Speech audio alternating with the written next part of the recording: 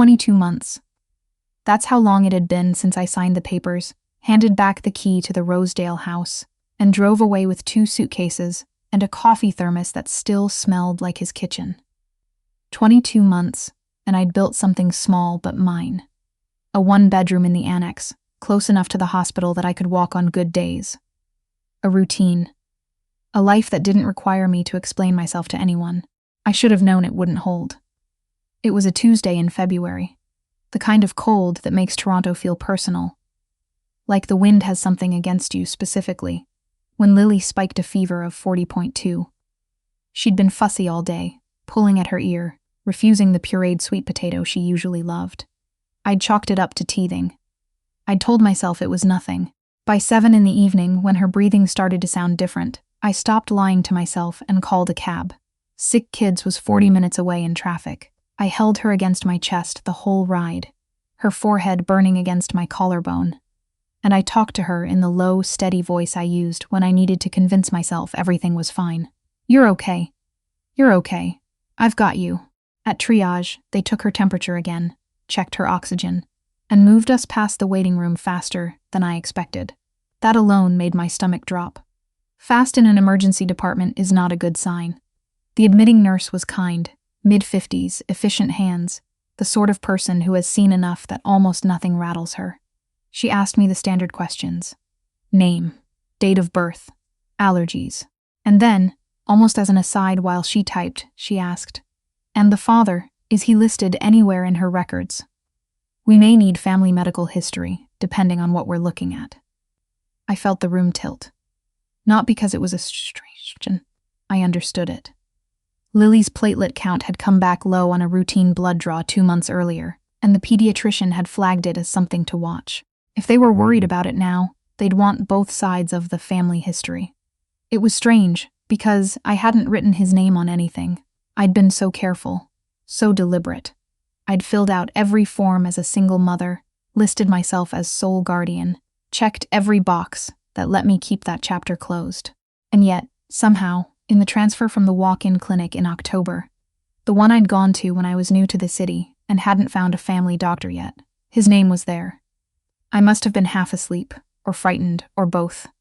I must have answered the intake form honestly without thinking. Father, Elliot Voss. I stared at the nurse's screen from across the desk, and felt something cold move through me that had nothing to do with the February air. I can provide his medical history, I said carefully. He doesn't need to be contacted.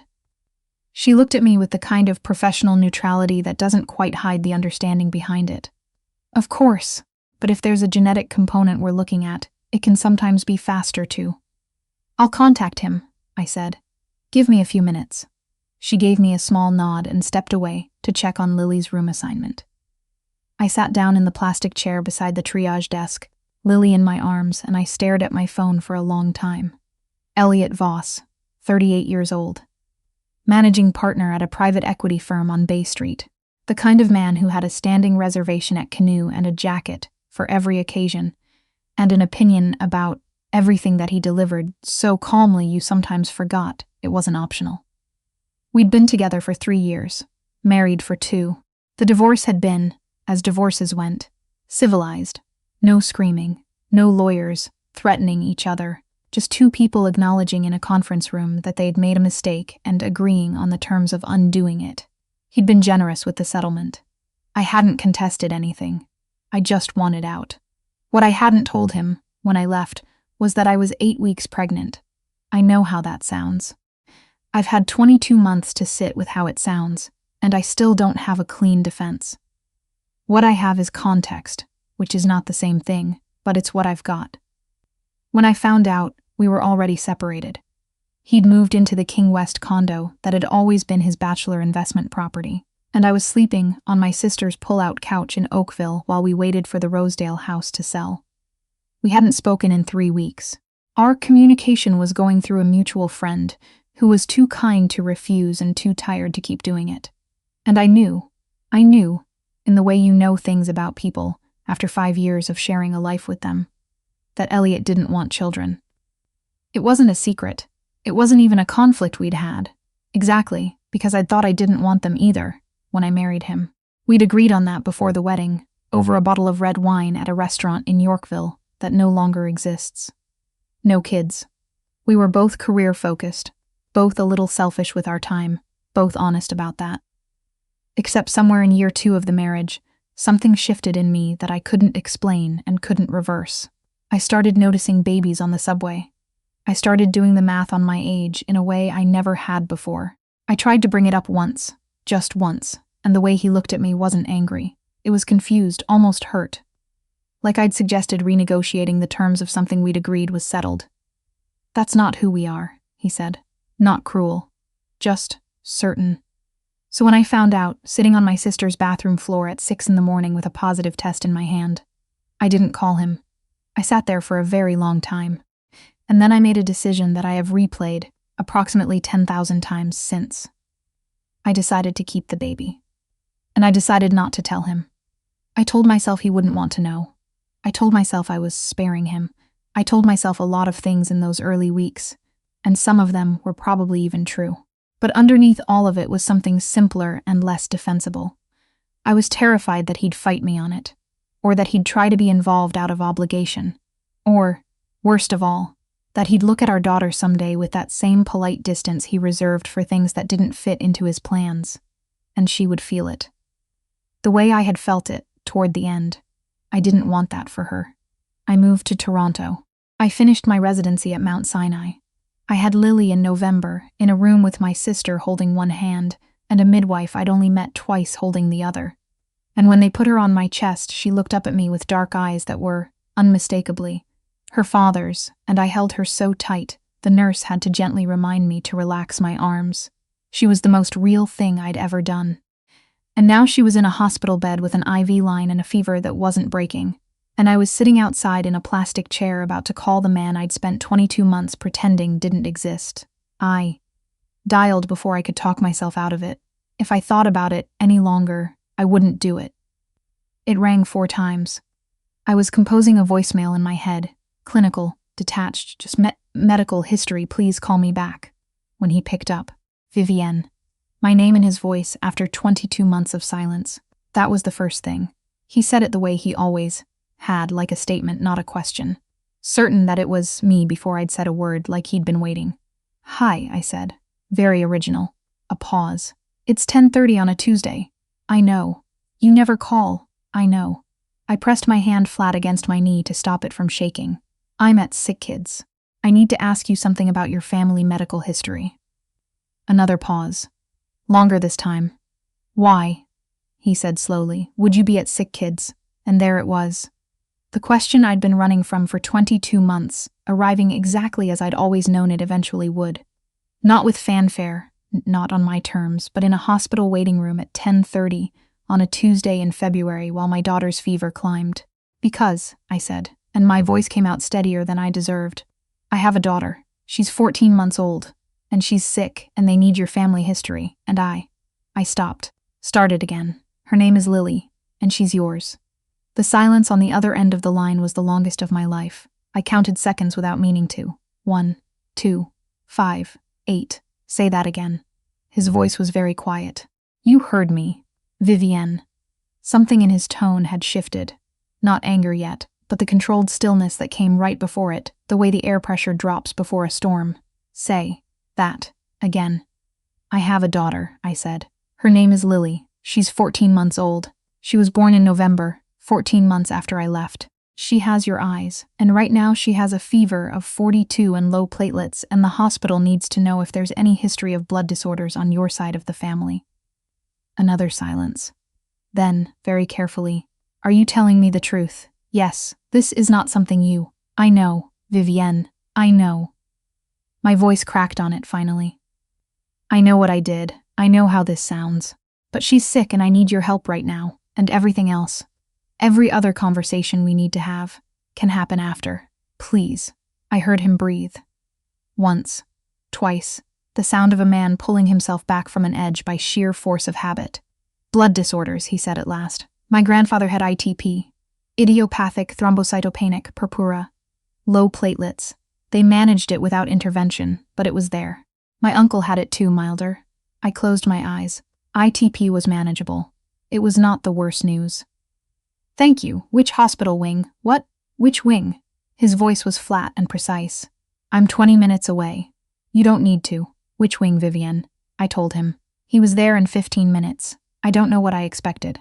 Some part of me had spent 22 months imagining this confrontation in ways that were mostly theoretical. A controlled setting, a prepared speech, a version of me who was ready. Instead, I was standing in a hallway, in the pediatric ward in yesterday's clothes, hair in a bun that had given up 3 hours ago, under fluorescent lights that flattered no one, when the elevator doors opened and there he was, Elliot Voss in a charcoal coat and dress pants, like he'd come straight from a late dinner. He looked the same. That was absurd. It had been 22 months and he looked exactly the same. Same jaw, same careful posture, same eyes that always seemed to be doing the math on whatever they were looking at. Right now they were looking at me. He crossed the distance between us without speaking. He stopped 2 feet away. I watched something move across his face that I couldn't name. Not anger, not hurt exactly. Something deeper and harder than either of those. She's stable, I said, because I needed to say something. They think it's ITP, which is manageable. She's on IVIG right now and responding well. He nodded once. Can I see her? Not a question. She's asleep, I said. She's? I stopped, because what I was about to say was she's so small, and if I said that out loud I was going to cry in this hallway. And I was not prepared to cry in front of this man. Yes, you can see her. I led him to her room. He stopped in the doorway. I stood behind him and watched him look at our daughter for the first time. Lily was asleep on her side, one chubby fist pressed against her cheek, the IV line taped carefully to her other arm. Her dark hair was soft and messy against the pillow. She had a small stuffed elephant tucked at her chin that the overnight nurse had retrieved from my bag without being asked. Elliot didn't move for a long time. When he finally turned to look at me, his face had done something I'd never seen it do in 5 years. It had gone entirely open. No management, no composure, no careful consideration of what to reveal. She has my mother's nose, he said. His voice was wrecked. I nodded. I didn't trust myself to speak. We sat on opposite sides of Lily's bed for 3 hours that night. The nurses were professional and warm, and pretended not to notice the complicated silence between us. At some point someone brought 2 cups of terrible hospital coffee, and we drank them without commenting on how bad they were because it was something to do with our hands. At 2 a.m, Lily's fever broke. The attending came in, checked her chart, said the IVIG was working exactly as hoped, and that ITP in infants this age was very manageable with proper monitoring. She'd need follow-up care, a hematologist, regular checks, but she would be fine. I put my head in my hands and shook. I felt Elliot's hand on my shoulder, just for a moment, careful and uncertain, the way you'd touch something you weren't sure still wanted to be touched. She's going to be okay, he said. I know. I lifted my head. My eyes were burning. I know that. We looked at each other across the bed where our daughter was sleeping peacefully for the first time in hours. I'm angry, he said, quietly, factually, the way Elliot stated things that other people would shout. I know you are. I want to be very clear that I'm angry. You have every right to be. He looked at Lily, then back at me. But right now I don't want to do that here. Okay, that conversation is going to happen. I know, soon. I know, Elliot. He looked at me for a long moment. Then he looked back at Lily, and something in his face settled into something I recognized. Not peace exactly, but decision. The look he got when he'd assessed a situation and determined what he intended to do about it. What I hadn't expected in any of the 22 months of imagining this was that what he would decide to do was stay. He was there in the morning when I woke up with a crick in my neck from the hospital chair. He'd gotten us both proper coffee from the Tim Hortons on the ground floor. Double for me, black for him, because after 5 years he still knew that. He handed mine over without comment. Lily woke up cranky and warm and hungry, and her eyes went wide when she saw him. This large, unfamiliar person in a good coat, but she didn't cry. She stared at him with the imperious scrutiny that 14-month-olds apply to everything, and then she held out her stuffed elephant in his direction. Elliot looked at me. She's offering to show it to you, I said. It's an honor. She doesn't share Ellie with everyone. He reached out very carefully and took the elephant. He held it with both hands like it was something important. Lily watched him with approval and then immediately lost interest and started investigating the rails of her hospital bed. He handed the elephant back without looking at me.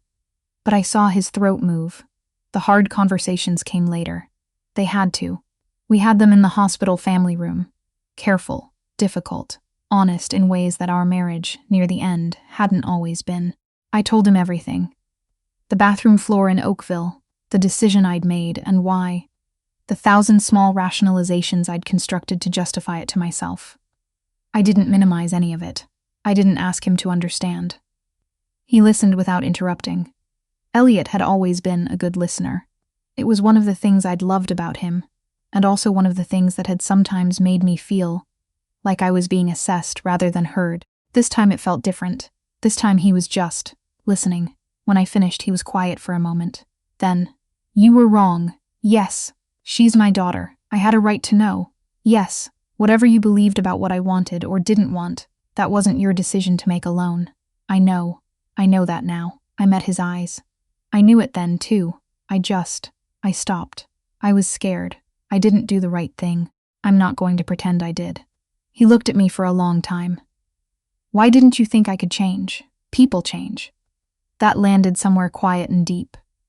I didn't have a good answer. The truest one I could give was, "Because I didn't change for you, so I assumed you couldn't change for me." But that was a harder thing to say out loud, and I was already running very low on emotional reserves. "I don't know," I said instead. "I should have found out." Something shifted in his face. Not forgiveness. It was too soon for that, and we both knew it, but something like the first motion toward it. Lily came home 3 days later with a referral to a pediatric hematologist at Toronto General, and a care plan that I understood inside and out because I was, in fact, a doctor. She was going to be fine. She was already pulling herself up on the furniture in my living room and trying to eat everything within reach, which was exactly what she should have been doing. Elliot drove us home. I hadn't asked him to. He just showed up at the discharge desk with her car seat. He'd gone out and bought one, the right one, researched it, because that was how Elliot did things, and installed it in his car while I filled out the paperwork. I watched him buckle her in, his hands careful and precise around the harness clips, his face intensely concentrated, and I thought, this is what I was afraid to find out existed. He straightened up and caught me watching. He didn't say anything. We drove back to the annex in a silence that was different from the one in the hospital. Not easy, not uncomplicated, but not empty either. Lily fell asleep 2 minutes in, as she always did in cars. The city was gray and February cold outside the windows, slush on the sidewalks, the kind of light that makes everything look like a rough draft of itself. "I want to be in her life," he said, not looking at me. Eyes on the road. "I know." Properly. "I know, Elliot. That's not negotiable. I'm not negotiating." I looked at him sideways. "I'm not going to fight you on it." He was quiet for a moment. "I'll need a minute to figure out what that looks like." "Take the time you need. I'm still angry." "I know. That doesn't mean." He stopped. Tried again. "I don't know what to do with all of this yet. I need you to know that. I do know that." I looked at my hands in my lap. "I'm sorry. I know that's not enough, but I am. Truly." Outside the window, a kid was dragging a plastic sled up a snowbank in Trinity Bellwoods Park, completely alone, completely determined. I watched him for the few seconds we were level with him, and then we turned the corner and he was gone. When we pulled up to my building on Ballore, Elliot got out and carried Lily upstairs, still sleeping in her car seat, because she was deeply asleep and the transfer would have woken her, and he was already learning these things about her, with the same quiet focus he brought to everything. He set her down on the playmat in the corner of my living room, and stood there looking at her for a moment. My apartment was small and warm and covered in evidence of her, board books stacked on the coffee table, a mobile above the area rug, her photographs on the wall. He looked at the photographs for a long time, all 14 months of them. "I missed so much," he said, not accusing, just saying it, naming it. "Yes," I said, "I'm sorry." He turned from the photographs and looked at me across my small apartment. "We have a lot to figure out," he said. "We do. I think we can figure it out." I looked at him, this man I had loved and left and wronged, who was standing in my living room holding his coat because he hadn't wanted to presume. And I thought about how wrong I'd been about so many things, about what he was capable of, about what I was capable of, about how much could change in 22 months if you let it. I think so too, I said. Lily made a small sound from the playmat. We both turned to look at her. She was still asleep, one fist curled against her cheek, completely unaware that her small, ordinary existence had just rewritten everything. He stayed for dinner, not because I'd planned it, but because she woke up demanding attention and he was there. And she crawled directly to him and pulled herself up on his knee with the calm confidence of someone who had decided this was acceptable. And neither of us quite wanted to interrupt that. I made pasta. Nothing impressive. He sat on my floor and let Lily explore his watch strap with the intense focus she brought to all unfamiliar objects. And he looked up at me at one point over her head, with an expression I didn't have a name for but recognized somewhere old and tired and true. It was going to take time. He was going to need time to be angry, and I was going to have to let him, because it was right and it was earned. We were going to have lawyers involved and schedules worked out, and 100 complicated conversations that we hadn't even thought of yet. But she'd pulled herself up on his knee, and he'd let her. And that, for tonight, was a beginning.